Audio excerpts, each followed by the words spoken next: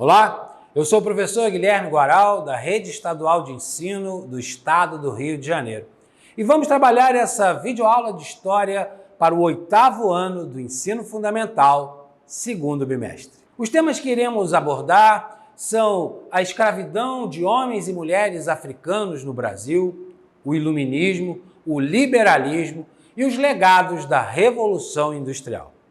Então, vamos começar. Apesar de associarmos a África às savanas, à pobreza, fome, doenças e guerras, o continente africano apresenta grande diversidade étnica, cultural, com diversos povos, línguas, que formaram 54 países, apresentando áreas de deserto, mas também de florestas e até mesmo de montanhas. No século XV, o continente africano apresentava inúmeras formas de organização política, que ia desde pequenas aldeias, passando por reinos, como o Reino de Congo, e impérios, como foi o caso do Império de Gana, dos séculos 8 ao século XIII, e do Mali, do século XIII ao século XIV. Além da organização política, a religião também era bastante diversa, com cerca de 17 variáveis de religiões de origem africana tradicionais, por exemplo, o culto aos orixás, mas também religiões que entraram no continente pelo contato com outros povos, como o islamismo a partir do século VII e o cristianismo a partir do século IV. Outra associação frequente sobre a África é com a escravidão no Brasil. Com a colonização da América pelos europeus, os africanos foram trazidos para cá e foram escravizados a partir do século XVI. A escravidão não era novidade para os africanos. A ideia de uma identidade africana surgiu apenas no século XIX. Antes, os habitantes do continente se reconheciam apenas como pertencentes ao seu grupo ou à sua etnia, iorubás, jejus, zulus, entre milhares de outros. E o mais comum é que, a partir das guerras entre as tribos, os derrotados se tornavam escravos dos vencedores. Além das guerras, existiam outras maneiras de uma pessoa livre se tornar escrava na África. Podia ser por dívidas. A pessoa endividada virava escrava do seu credor ou dava alguém da sua família em pagamento. Por pobreza extrema, a pessoa se colocava como escrava de outra por necessidade material ou por pena por algum crime. Alguns crimes podiam ser condenados à escravidão. Nas Américas, a escravidão tinha fins estritamente econômicos, visando o enriquecimento das metrópoles através da exploração das terras coloniais, como o Brasil. Apesar da escravidão existir na África antes da chegada dos europeus, a partir desse contato, muitas transformações ocorreram e, como consequência, o escravo se tornou uma mercadoria muito valiosa. Os europeus lucravam e quantidades enormes de homens e mulheres negros foram trazidos à força para o Brasil, país que mais recebeu africanos escravizados. O tráfico de escravos pelo Oceano Atlântico para abastecer as plantações americanas trouxe para a América cerca de 12 milhões de pessoas, homens, mulheres, crianças, trazidas à força nos navios negreiros em condições desumanas. Os traficantes de escravos colocavam a maior quantidade de africanos possíveis dentro desses navios, com a ideia de lucrar sempre mais. A mortalidade durante a viagem era enorme, chegando a cerca de 35% do total dos embarcados. Os africanos tiveram participação, portanto, na experiência do tráfico. Era comum que os chefes de Estado, reis e líderes locais ajudassem os europeus na captura de escravos. Virava um círculo vicioso.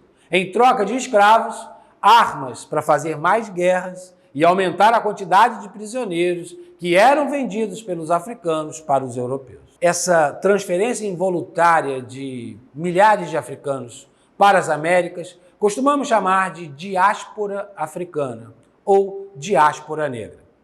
Na diáspora, os africanos reinventaram e transformaram sua identidade, buscando manter viva, ainda que transformada, as memórias e a cultura de sua terra natal.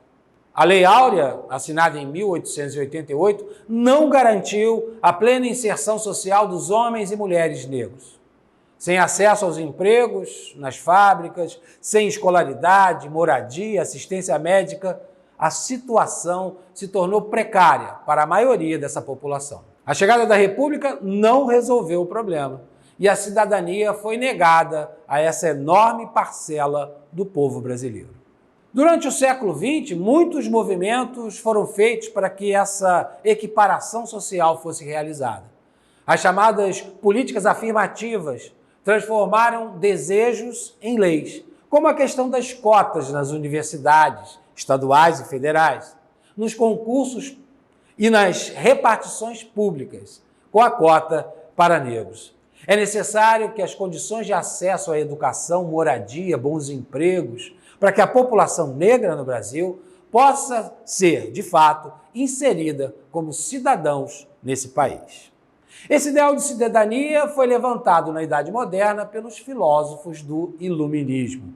Na questão social, o que marcava a sociedade eram os privilégios do clero e da nobreza, que ficavam livres de pagar impostos e que ainda tinham o direito de cobrar taxas sobre o terceiro estado, a burguesia e os camponeses.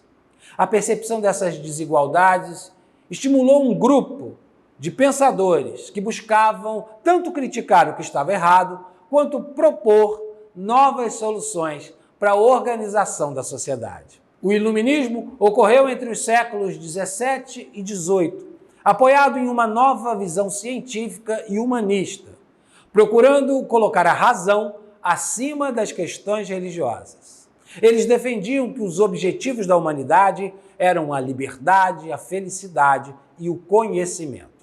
Queriam um governo onde os poderes estivessem divididos e o papel do soberano fosse limitado. O Iluminismo teve importância significativa e influenciou os processos revolucionários, principalmente a Revolução Francesa. Vamos apresentar alguns pensadores iluministas. O filósofo François-Marie Arouet, Voltaire, foi um intenso defensor da tolerância religiosa, destacando-se por suas severas críticas feitas em relação ao clero católico, a imutabilidade dos dogmas religiosos e a prepotência dos poderosos. Sua obra mais comentada foi Cândido, ou O Otimismo, publicada originalmente em 1759. O nobre Charles de Secondat Montesquieu não era a favor de um governo radical e burguês. Sua proposta política inclinava-se para uma monarquia constitucional, moderada, e com os poderes divididos em três partes: legislativo, executivo e judiciário. Essa ideia foi amplamente defendida em sua obra O Espírito das Leis, publicada em 1748. Outro famoso filósofo iluminista francês foi Jean-Jacques Rousseau, defensor ferrenho da instituição do regime político republicano, com bases democráticas. Rousseau defendia que só assim o Estado teria condições de garantir a igualdade jurídica para todos os seus cidadãos. Sua obra mais conhecida é O Contrato Social, publicado em 1762. No livro, ele apresentou sua defesa da República e do governo, dirigido conforme a vontade do povo. Rousseau destacou-se também como defensor da pequena burguesia. Sua obra influenciou a redação da Declaração Universal dos Direitos do Homem e do Cidadão, documento que foi uma primeira Constituição francesa, bem no momento da Revolução, que procurava consolidar a ideia de cidadania. Outro pensador que influenciou bastante a sociedade do século XVIII foi o escocês Adam Smith, que foi o principal representante do liberalismo econômico, se orientando na ideia de que o Estado devia dar liberdade econômica e política para os grupos particulares, regulados pela ideia de livre mercado e da lei da oferta e da procura. Essas ideias estavam reunidas em sua obra principal, A Riqueza das Nações, publicada em 1776. O mundo em que vivemos hoje é o resultado de grandes transformações ocorridas há muito tempo.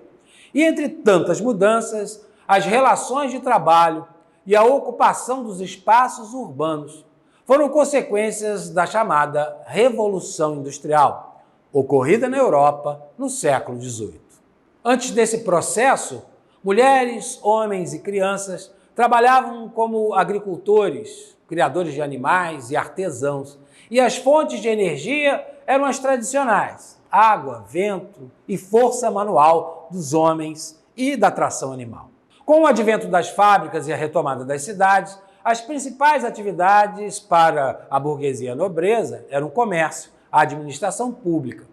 Já para as classes populares, o trabalho nas fábricas era a principal ocupação.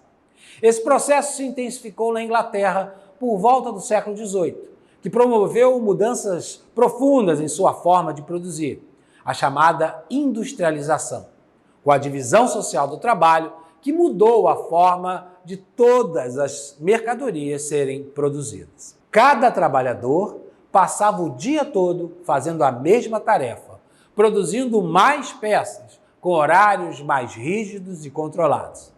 Esse sistema produzia mais mercadorias para atender os mercados consumidores pelo mundo inteiro, que aumentavam desde o século XVII.